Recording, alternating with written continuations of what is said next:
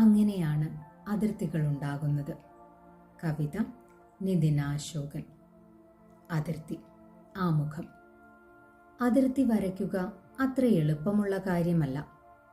രേഖീയമായോ സമാന്തരങ്ങളിലോ നിലകൊള്ളില്ലത്. വ്യാകരണത്തെറ്റുപേറുന്ന സങ്കീർണ വാക്യം പോൽ എല്ലാ യുക്തികളെയും നിരാകരിച്ചുകൊണ്ട് അതുരുവം കൊള്ളുന്നു.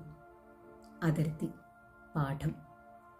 നമ്മുടെ ചെമ്പരത്തി വേലികളിൽ കോഴികൾ, ഓന്തുകൾ, ഉറുമ്പുകൾ പതാകകൾ ഉയർത്തുമെന്നും അയൽ വീട്ടിലെ മീൻമണത്തിൽ കൊഴിഞ്ഞു വീണേക്കും കാറ്റിൻ്റെ പൂച്ചരോമങ്ങൾ. എത്ര തടഞ്ഞാലും അതിരുവിട്ടു പോകുമെന്ന് കറിക്കലങ്ങൾ എന്നും മുറവിളി കൂട്ടും.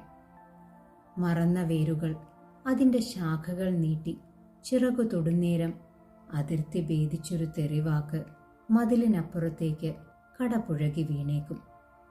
അതു പടർന്ന് ചീഞ്ഞളിയുമ്പോൾ ഞങ്ങൾ വാക്കുകൾ ചാവേറുകളാകുന്നതിനെപ്പറ്റി പഠിച്ചു തുടങ്ങിയിരിക്കും. അനിശ്ചിതകാല യുദ്ധത്തിൽ ഞങ്ങൾ ഞങ്ങളുടെ കളിവീടിൽ, കളികളിൽ, ചോറ്റുപാത്രങ്ങളിൽ മതിലുകൾ കെട്ടിത്തുടങ്ങും. അങ്ങനെയാണ് ഞങ്ങൾ അതിർത്തികൾ ഉണ്ടാക്കി തുടങ്ങിയത്. അതിർത്തി, വിശകലനം. നമുക്ക് ചുറ്റും അതിർത്തികളായിരുന്നു.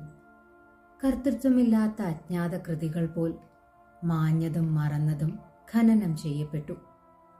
തൊടുന്നിടമൊക്കെയും മെല്ലെ മെല്ലെ അതിർത്തികളായി.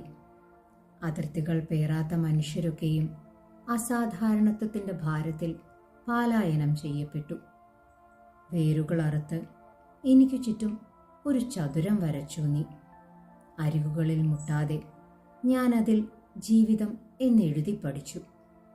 അങ്ങനെയാണ് നമുക്കു ചുറ്റും ഒരു രാജ്യമുണ്ടായത്.